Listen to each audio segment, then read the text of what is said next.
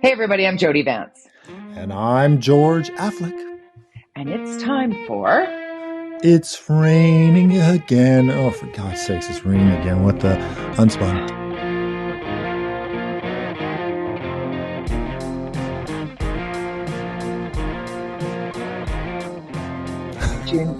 January. I mean, I have a guest here visiting for 2 weeks from the UK. I have three and one just left. And the weather prediction is unbelievably horrible. Okay, so I'm going to talk about the... You know me with my atmospheric river experience November, right? Okay, yes. So I drove, for those who don't know, I drove through that atmospheric river. Our friends left 45 minutes behind us. We got home on Sunday. They got home on Thursday. That's how in it we were. And so when I hear the words atmospheric river, it's terrifying because that was the event in mid-November in British Columbia that took out every highway in the province and literally cut off the Lower Mainland from the rest of the country. It was terrifying. So watching the morning news this morning on Global, as I'm preparing to fill in on the Jill Bennett show today on CKNW, I'm watching Kasha pointing out the atmospheric river that's headed towards the West Coast. I'm like, what? That's my top story. Because I mean, it's January. We're used to getting rain here. But okay, I talked to Christy Gordon, and here's the skinny. The difference between the atmospheric river that is packing a soggy wallop isn't going to park itself. I haven't heard that since my mom. There you go. Is not going to park itself over the province the way they did, the back-to-back ones did back in November. This one's going to move through. Does it mean that we shouldn't be worried about, fast-moving rivers and the snowpack melting late? And luckily, the temperatures aren't super warm right now. So the snowpack that is 40% more than usual isn't all melting at once because it's on delay. There's a lot at play. Again, climate is a discussion here, but Christy Gordon, the senior meteorologist at Global BC, assured me that we need not panic. It's not a time to panic here. It is. We need to be staying tuned to the weather reports and be mindful if we're traveling, because there are the opportunities for some storms and what have you, thunderstorms and cells tis the season. But we don't need to freak out the way I was freaking out when I was watching atmospheric river news, George. It's a little bit of a thing. It's just mostly then depressing, really. So let's, I guess, move on to more important things like politics. But before we get to politics, can we talk about our podcast in the Apple Podcast rankings? Sure. You number sent me 3. the stuff. We're number 3. For news or business news. I don't know why, but hey, we'll take it. We will in Canada. Take it. I think we're Canada. 16th in America for some other thing. I'm like, what is this? Anyways, I don't know. Interesting. UnSpunPodcast.com. If you have not found us, if you just clicked on us on Twitter, UnSpunPodcast.com, you hit subscribe, and we'll send it to you each week when we do this on a Thursday. Since we took this over from our buddy McLean and the Orca, I have all the stuff now because I put it all together. Now I get to see the maps. I got people listening in Europe and South Africa, and it's pretty cool. Hi, Europe. Hi, South Africa. I guess they were from here and they want to catch up what's going on, and we kind of fill everything in half an hour of everything that's going on really fast in half an hour with no guests, just you and I blab it away. Unspun, right? Taking the spin out of the political news of the day. We are hyper local, whether it's municipal or provincial, and sometimes federal and sometimes even global politics when it comes into play in a way that, I think at some point in the next week or two, we'll probably be touching on the January 6th hearings that kick off today, televised on all major U.S. networks, except Fox. Shocking. But we do... how do you say gubernatorial? Yeah, one of the candidates, he got arrested by the FBI today. You saw that? Anyway, it's going in. Explain that. What? Well, he was apparently on site on January 6th. I totally forgot his name. He's a candidate. That's okay. I have to look it up. One of the candidates running for governor in the States. Anyways, he was, there were about 6 of these governors that did tours of the Capitol prior to January 6th. There's video footage of this. And so there's 6 people, I think it's 6, who are being investigated for basically planning this. And one of them, I guess, was arrested today by the FBI. So this is going to go down. I'm looking forward to seeing the pieces of this puzzle that have yet to be shared, because there are some people who are flipping really quickly right now. And Mhm. definitely a Canadian connection with the Proud Boys. There are a couple of members of the Proud Boys that have been, charged with insurrection. That's a big deal. Big deal. Let's talk about some I big just can't. deals I'm just closer to sorry. home. I Yeah. just want. It is close to home because when I was in office, I can't imagine the thinking of any politician. Like if when I was at City Hall, to know that I'm going to be touring somebody who's planning something around City Hall to show them the back entrance, to show you what doors work, which ones are high security, which ones are low don't have security, where the security guards might be hanging out, what things, where the entrance. If you go to City Hall in Vancouver, it's quite a complicated building actually. It's like there's a It is. basement that you can enter in two or three different ways. There's like it's weird. But if you get a tour of it, it actually could be very, it would be helpful to somebody who. And I'm thinking this is exactly how horrible that people would do this and tour these people around to show them how to get through that building. I just can't understand the thinking of that Is that to where we're rip. headed? We're like Keith Baldry's favorite thing of taking kids on tours of the legislature, that Oh, I hope not. they'll stop that. I Oh my hope god, I not hope too. not. I hope I not. hope not too. Anyways, So where do you want to anyways. start here? Do you want to start Well, hyper local or while we're talking about Vancouver, I tweeted out the mayor of Vancouver. This was a story in the Daily Hive from Kenneth Chan, who I love. It's great stuff. And he did a I love story him on too, you're on right. on the mayor's announcement on culture, and he had three main points. One was he's going to have a downtown mayor, like a downtown Granville Street Nightmare. night A mayor. nightmare. Where have I heard Yeah. that before? It was approved in, I think, 2017 by the council then. Not sure Ah, whatever happened to okay. it, including, I believe, a Okay. budget if I look back.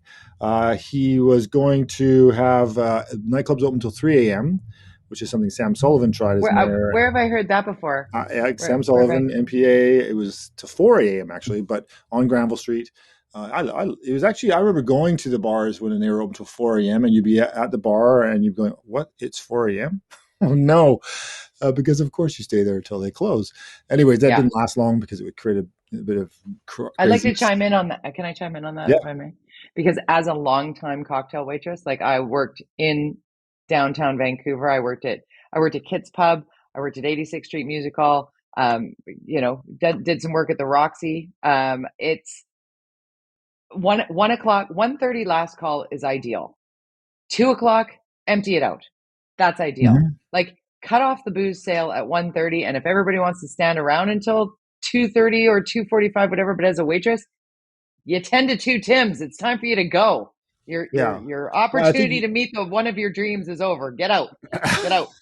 10 to 2 Tims. Bye and bye. you might meet outside in the chaos that you're saying about Please. too.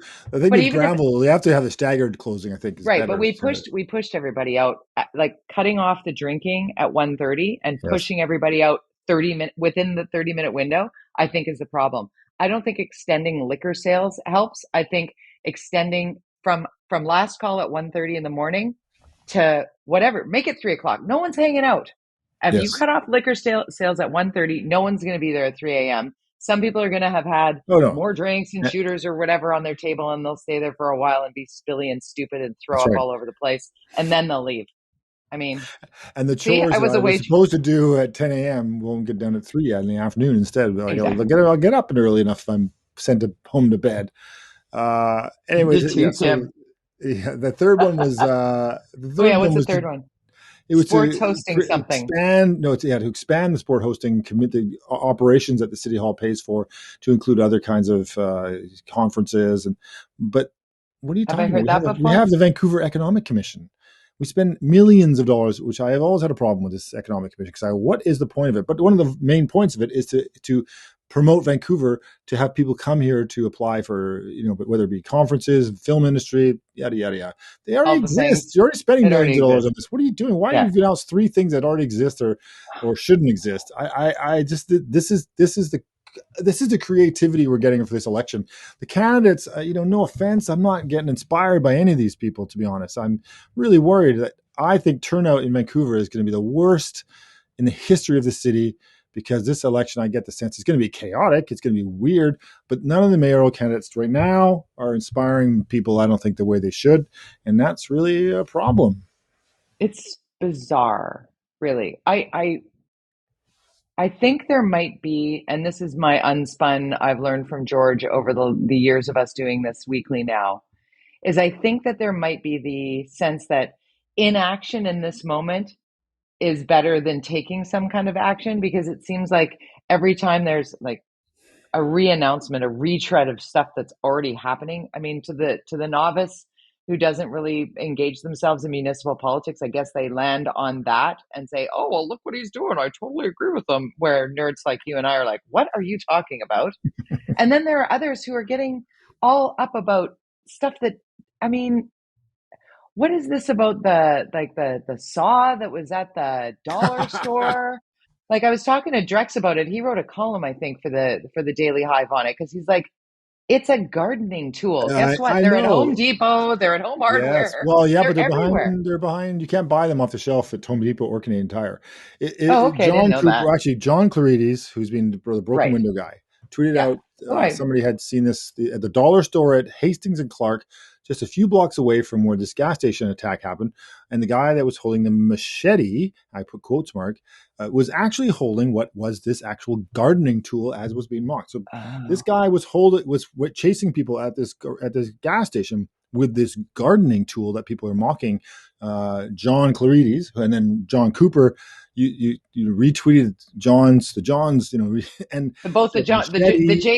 JCs were Yeah, at it. and then Yeah. I tweeted it out saying, "Get these off the shelf. What the heck? You go to Canadian Tire, large knives, because if you work in retail, and especially if you're working close to downtown East Side or close to where there was an attack just a few days ago, generally you don't want things that can be used to rob you, for example, in that store. But oh my God, the trolls! That's why it must be an election year, because whoever turns these people on or winds these people up, or wherever they come from, because I've never heard of 90% of these people. They've never attacked them. I don't know where they came from. They came out of the crevices of the earth to start attacking, to show how to out of touch John Cooper is, and that's not actually. It's like, what are you talking about? This is the exact same device that was used in attack 3 days ago, 2 blocks from this location. Where do you think this guy might have got this thing from, people? But you couldn't even. I just kind of went. I just took it. I kind of jumped on it a couple times, and when Drex was like mocking as well. This is not people. Oh no, someone's going to say my cars has to be banned, because I'm like, oh my God, seriously, it's a very sharp device at a location that was close to where there was an attack with the same device. I didn't know it was There the is same device, and I love that we are Yes, there's talking a about picture this of because the device, the same one. as an unspun thing, I have gardening tools. I have a garden. I have Sure. never purchased a gardening tool from behind glass. I've never had to ask for it behind lock and key. I do have an axe. I do have a saw. I do have big major snips. Um, but at the same Do you time, buy I them at the think that, dollar store in well, the downtown east side? no, no. But Yeah. again, with everything that we have to worry about, this is my moderate. This would be my middle if I was still writing at the Orca. Please bring the Orca back. I miss writing for the Orca. I was really loud about my opinions. I'll continue to be loud here, however. But that's my middle here. It's like, with so much broken municipally, Yes. are we really focusing that much on a dollar store I in know it East was Van? out of Like control. it feels Out of like, control. It just to me, it was not about that anymore. This was about something bigger that yeah, shows me how ugly this election is going to be, and how bang. That's a bang well, on, that's what was George. scared me. And you know what Yeah. happened? John Clarides, who has been doing, can't just shut down he just shut, nah, he just basically Uh, shut his Twitter account down, just turned it off, deleted it. Like, I don't need this. He's a private citizen trying to help. And he's then been so yeah, so he just much a 2,000 champion for followers, turned it off. Bye bye. right Click goodbye forever. I don't need this. businesses. And that's what the trolls do. And I mean, John had good intentions. John Cooper, maybe you shouldn't use the word machete. But I'm just thinking, oh my God, this is going to get so ugly. And Twitter is the ugliest place, of course, as you know, in the world of social Yeah. media. And Right? only 20% of North Americans are actually on Twitter. Yes, I know So it's we not a need to keep good. that in mind. Yes. Twitter's not real. I get lots of people coming at me on Twitter, and I will like, bye-bye, Yes, bye-bye, bye-bye. you take people on way more than I do. You are, Yeah. you. There are still people screaming in the wind at me on Twitter that I don't know about because I've muted them long ago, and they can keep at it. I don't care. I don't care because it speaks to them when they can't stop coming at me. Like, I'll take you right back to the very beginning. Hub. Those cyclists who want to say I'm a Yeah, bicycle hater, I have 5 bikes in my garage. 2 of them are it's like e-bikes. a circus We show are at your house. You ride 4 bikes at we the same could. time. You're juggling. You're like, Yeah, yeah. I love cycling. I am a huge advocate of cycling. I am not a huge how advocate of could you? closing down a lane in Uh, Stanley Park. Full circle, but though, George. that don't even get me started on the park board. This wasn't on our list, but I was driving in my car. I'm sorry, everybody. To the office. I live in Yaletown. My office is over on the other side of You the bridge here, drove? close to City Hall. I know I drove, and you saw some of the pictures this week of all the medians in the city, all grass like 6 feet high or whatever. Most of them, a lot of them in Yaletown. So they were trimming them today, but because they had left it so long and the grass was so high and such a mess, they had to shut down an entire lane all the way through Yaletown for all day, actually, and I think yesterday as well. They had a crew of they had 2 trucks. They had a crew of like 10 guys in there with all the different devices of weed Weed whacking. Of eaters course, and they couldn't snips and lawnmower this thing because it was like too high, and so the amount of manpower that they had to get in there to bring this thing back to so you could actually walk on the sidewalk that's there was unbelievable. And so just again the epitome of mismanagement by a park board that I was like, this is just like I can't even. This is yeah. like, anyways, but It's that's super frustrating. No, it's not. I think it's so really important. inefficient. I mean, that's and a big topic because I've been filling in, as I said, for on the Jill Bennett show, and just randomly brought up the conversation about graffiti. We actually had Pete Fry, Councillor Fry, on about graffiti and the motion this week about what City Council is trying to do to help businesses, right? Like giving, Sure. particularly in Chinatown, because there is like hate graffiti in Chinatown. So the Mm-hmm. debate about whether graffiti is art or is it vandalism and what's the difference, we had a big discussion on this on the show and really unpacked it, and even had Smokey D on, who's like one of the iconic graffiti artists in this province and certainly on the downtown east side. And he's even saying like the taggers and the people that are painting over other people's art with awful visuals are just, they're ruining it for everybody, as they say. Like, what can be Yeah. done? Should there be graffiti zones? We've talked about it here before, but the attempt to make something better is so difficult in this current climate. Like you said, in an Yeah, it's election, you're rough. going back to the original point of Kennedy-Stewart's retread of things that have already happened. How about you get on board with some of the difficult subjects that are actually at the forefront here? The broken window issue that you've been talking about since this mayor took office, the graffiti issues that you've dealt with as a small business owner, that you've had Mm-hmm. to paint the side of your building time and Smashed time windows again, and like, graffiti. Yeah. Mm-hmm. right?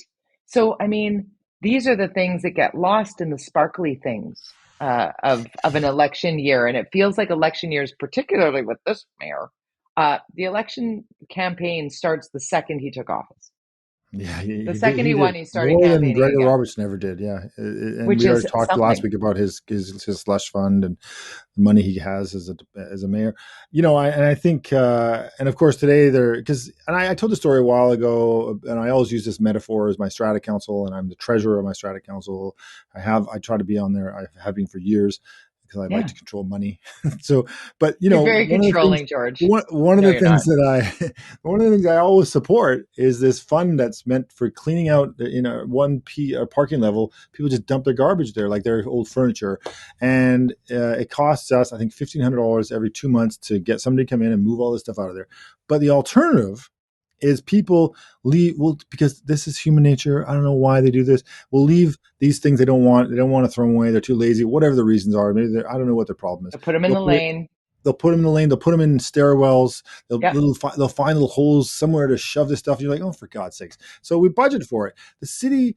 I don't understand how the city cannot be thinking, okay, we have this graffiti problem. Here we think you can literally measure how much Yeah. this graffiti is happening and how much it would cost to be tenacious.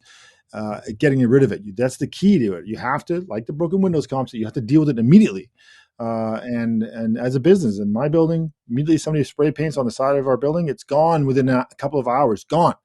It's a commitment by the building owner that they do this for me as a tenant and the other tenant. And as soon as I see it, I call it, get it off there, and they come in, they paint it. So you got to be tenacious, so that otherwise the whole wall, the whole building would be graffiti. So the city doesn't seem to understand, and this council certainly doesn't understand that you have to be tenacious. You have to budget for this stuff. You have to plan for it. You have to assume it's going to happen. Assume the worst, hope for the best, budget for the inevitable. I think is Right, that's it. Because we are a growing city. They keep talking about how the city is growing and we need to build for the growth and we need to plan for the future, like the Broadway plan, which is 42 amendments so far, we hear at 3:00 There this are afternoon. as many amendments almost as there are communications people. So everybody gets an amendment. Everybody You gets get an amendment. I get an amendment. Everybody gets an amendment. Cheers. Whoa. This is a tradition. If you're new to UnSpun podcast, every time we mention that there are 42 communications people More than that, at probably. Vancouver City, there's probably 48 now. I'm sure I mean, let's be real. There's 50. There's 70, 72. 100,000. Keep going. I mean. So Broadway plan, 52 amendments. So for those who don't know what an amendment 42. Yeah, 42. They got a report that staff have spent the last kind of 4 years working on. When I was on council in 2018, we approved this planning process for Broadway from Main Street basically all the way down now to God knows where, UBC. Almost Arbutus for sure. It's Arbutus for sure. It's Main to Arbutus. Yeah, it was meant to focus on the new rail line that's going underground. So anyways, 4 years later, we have a plan, and it's an election year. And as we've talked about before, of course, now it's gotten political. So now you have 11 people elected in our city council in Vancouver, and they all want to have a say. So between them, they've come up with 42 amendments. So they've decided that there are 42 different things in this report that they can change because they're engineers. No, not. If you have that many problems with this report, send it back. Send it back. Which might be what happens in the end. We won't know. And when this airs, they might have finished this debate and have voted on it. With 42 amendments, though, I don't even know. You're looking at each amendment, and then it could be in a sub-amendment, like an amendment on an amendment. You can do an amendment on an amendment. I think there are maximum 3 amendments on an amendment, I think it is. And you just explained right there in those words why I'm not in politics. Yes, my head would explode in a way that I would not be able to manage my anger, sitting in a room full of people pretending to be experts in the field that they do not work in. And then and doing it in a way that's for ego, maybe, or for like the appearance the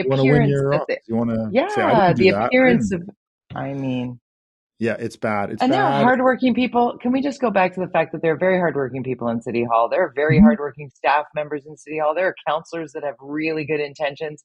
But this type of a council, like October 15th, 2022, is election day. And typically in a municipal election, 40% of people vote? 100% of people complain, but 40% of people vote. And this has to be a year that we get more engagement in what is at stake here. This city needs its citizens to step up, stand up, and understand how the council must work together in order to do the things. Like we said, how many times, if we had $1 for every time we said, I'd like some transparency and a list of priorities so we can look at what is getting done, what is not getting done, and what needs to get done, and the things that we can add to it. I mean, this is not hard. If the mayor even just said that out loud, you know what I'm going to do? I'm going to look at what we're prioritizing now. Or if any of the candidates wanted to say, the very first thing I do would be to look at what the city's priorities are currently and adjust it to reflect the needs of the community. Like, come on, it's not hard. I want to see one of these candidates literally present their budget, what they would do with the money, and take 30% off that budget and show me what you can do. If you understand how you want to be running this thing, if you want to be the mayor of the city, you better understand the money. And I want you to bring a budget to me as a voter and show me how you're going to do it. Take me through the budget. It's not that hard. You can create a nice simple budget by department, and then show me what you plan to do and what you're going to prioritize with that money. You should have enough information to provide me with how much would you use for cleaning streets. Okay, if it's is it going to be a 30% increase in cleaning streets? You can do the math on what that would cost. Yeah. Okay, now I've added 30% because that's going to get to the goals of getting cleaner streets or whatever. If you're then show me after you've done that what's left to do your pet projects, because there ain't going to be any money left. And No. you would not win the next election if you presented that budget, a real budget, saying this is what I'm going to do. First, prioritize the things that must be done by the city, and then how much money have I got left over if I use the $1.3 billion that this budget is per year, the operating budget. You're going to be spend that money really fast if you want to achieve the minimum goals of a city like Vancouver. And you can, Surrey should do the same thing. We'll flip over to Let's there. talk about Surrey, because you got you get a new police force, and show me how that's going to work. But now we're going to have. Well, you go ahead. well, I mean, it's a thing. Like, okay, Doug McCallum, clearly a city hall that has been anything but running like a well-oiled machine. Fair to say. Bit of a dictatorship. Headed towards October 15th, 2022. There are now more people jockeying for position for that mayoral seat in Surrey. Ginny Sims has added her name to the list of people. She came in, I was reading Justin McElroy's column on this, and I thought he put it really quite succinctly. Definitely a well-known name, and a current NDP MLA, and now running for mayor. So she's, wearing a couple hats, going to be an MLA while campaigning to be mayor, which is okay. But Justin McElroy pointed out that she, yeah, I don't even know what she is, isn't she? Yeah. But she was like, Justin had said something to the effect that she's heavy on quotes, but light on policy. So she's not really bringing what she's going to do differently. She's just saying, this is dysfunctional, therefore I'm here, which, I mean, I guess for some people in Surrey, they're just looking for there not to be a current mayor who is the reason Doug McCallum won charged with mischief. Well, the reason McCallum won was because there were 3 people running last time. The 2 other ones split the vote, 28,000 each. McCallum came out the middle, won the campaign. It's the same thing that's going to happen in Vancouver. Kennedy-Stewart's going to win, just like he did last time, because the vote was split with the mini candidate that's running on the right. The mayor is an independent on the left, kind of slipped up the middle and took, with a 3,000 votes. I mean, Gregor Robertson got 90,000 votes to be the mayor. This guy got in as mayor with 50,000+. And this time he's going to win again with 35,000. And Ken Sim thinks he can win because he only lost by 600 or something, right? Yeah, 600 or 900. Yeah. And of course, but he didn't have the NPA brand, which he's got a new brand. He's trying to build up this brand. He has lots of money. But building a new brand, you're assuming the electorate are paying attention. They're not. I would say that 5% of the time, people in any community are paying attention to what's going on politically. Right. So we've only got 3 minutes left, and I want to get to that because Curve Communications, which is your business. What do you think about the BC Liberals, perhaps this weekend, voting to change their name?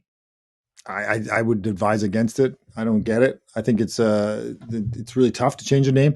I also think the Liberal brand is actually effective for them to forget that mushy middle. We talk a lot about that. It's certainly a case of Vancouver. In order to win mayor, you got to get that centrist vote, the middle. The mushy people who swing a little bit here and there. Who don't know. It's not the federal Liberals. Yeah, well, but a lot of them are federal Liberals who vote like that locally and provincially. And so if you get rid of that Liberal name and you get rid of that brand and you have a new brand, it opens up the opportunity for the Conservative Party to really ramp things up. But Kevin's he's a strategic guy, and we'll see what happens. It's very, very risky. Very, very risky. David Moscrop, political scientist, columnist for the Globe and Mail and the Washington Post, and author. I had him on the show today. I love talking with David about this stuff. And he came at it because I said, what do you think? Like, where do you go with rebranding? Like, what? And he goes, the BC party? Like, that kind of simplistic sort of no frills, no name brand, we are you kind of. And I thought, interesting. I think somebody already owns it, though, if I recall. But so I don't think they can go with that. Maybe it's you who owns it. Yeah, put all the URLs. You did. You do. Yeah. Sneaky. I don't know. It's going to be an interesting process. I would recommend against it. I would say focus on leadership, focus on your values, focus on your what you want to achieve, inspire the voters. Name, which would be an argument, I suppose, for why a name change could work, because you could do those same things with a new name. But I just worry, for the Liberals, BC Liberals, is that it could empower the Conservatives and therefore split the vote, and you'd end up with another. Well, you probably will have an NDP government next time, but we'll Probably, see. yeah. But it'll be tough to beat. Let's end off with a George Affleck, a George underscore, and at George underscore Affleck. I told you so, because Oh on the yeah. federal stage, just Oh on the yes. federal stage, interest rates, Interest rates.